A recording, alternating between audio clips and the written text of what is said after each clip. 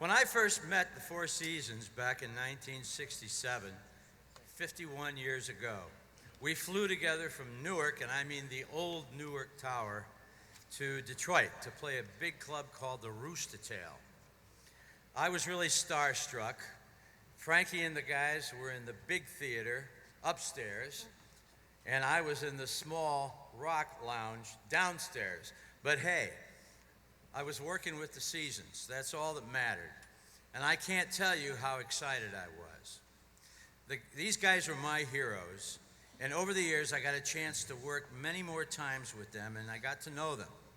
And each time I did, I was amazed at what they did to an audience. It was really something to see.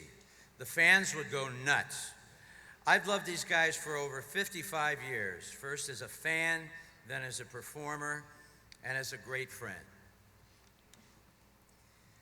When I was a kid, my father would always play the Four Seasons in the house. We would listen to them as a family all the time, and I was nonstop with the Frankie Valli impressions. Years later, we went to see London's West End production of Jersey Boys opening week. I remember watching the show in amazement, reminiscing childhood and family memories, and thinking to myself, I'm going to be in this show one day. Fast forward 10 years. After sending tapes, taking red-eye flights, and auditioning in New York, I found out that I had been selected to be the final guy to play Frankie Valli in Jersey Boys on Broadway. Thank you. Who'd have thought those impressions I did for my parents would make it to the biggest stage in the world? My wife and I moved to New York City, and I spent time with the incredible man behind the music, Bob Gaudio, on FaceTime, getting my nuances and inflections right, and before I knew it, it was opening night. The next 4 months were some of the best of my life, and on closing night, halfway through Act 1, I spotted the man himself, Frankie Valli, in the second row. What an honor. It is such a pleasure to be in the Jersey Boys family, and even a bigger honor to be here this evening for such an inspiring and talented group. Let's take a moment and look back on the incredible journey of the legendary Four Seasons. From humble beginnings in Newark, Frankie Valli and the Four Seasons have sold over 1 million records, making them one of the longest lasting and successful groups in history. Beginning in 1960 as the Four Lovers, they evolved into the Four Seasons, and they became known for catchy melodies, smart songwriting, and Frankie's trademark falsetto. In 1962, they released their first album and the chart-topping hit Sherry. Their follow-up tune, Big Girls Don't Cry, also went to #1. Over the next 5 years, the Four Seasons had 50 hits, including Walk Like a Man, Dawn, Working My Way Back to You, and many others.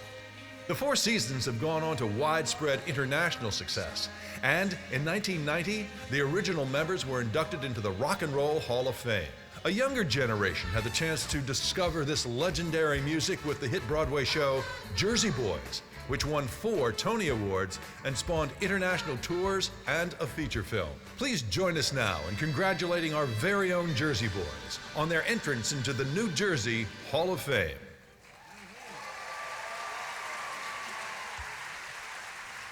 And now, it gives me great pleasure to present the newest inductees to the New Jersey Hall of Fame. Ladies and gentlemen, put your hands together. It is an honor to induct the incredible Four Seasons. Well, this has been an incredible journey. And it is so nice to be standing here tonight with my partner, Bob Gaudio, and Joe Long, and Tommy DeVito's daughter, who could not make it here tonight. We'd like to thank all of you people out there who helped and supported us through all the years. And we'd also like to thank you all for Jersey Boys. Thank you a bunch.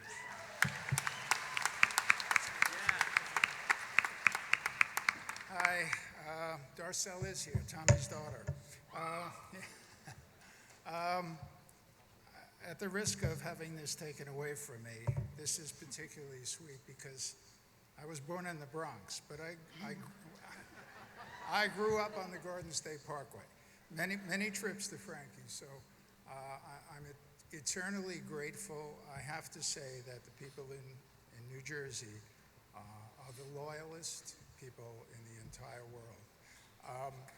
Thank you. If it wasn't for you, I would say y'all being in Nashville at the moment, but I won't. If it weren't for you, there'd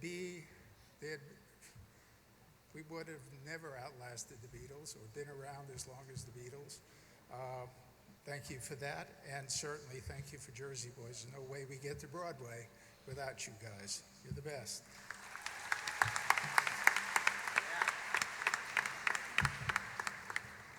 To be honored by your home state is the greatest honor that could be bestowed upon someone. And for that, I thank you all, and thank you for the New Jersey Hall of Fame. I left New Jersey to move out west for a number of years, but I kept feeling that Jersey tug luring me home, you know? And I finally gave in to the tug and I moved back to Jersey, and that was the best thing I could have done. So I guess officially I'm once again the Jersey boy, so thank you.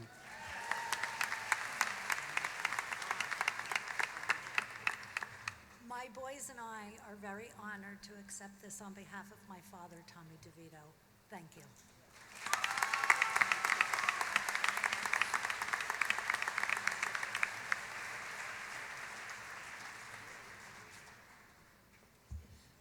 We would also like to give a big thank you for a guy that didn't live long enough to see the success of Jersey Boys, to Nick Massey and his family. So let's hear it, please. Thank you so much.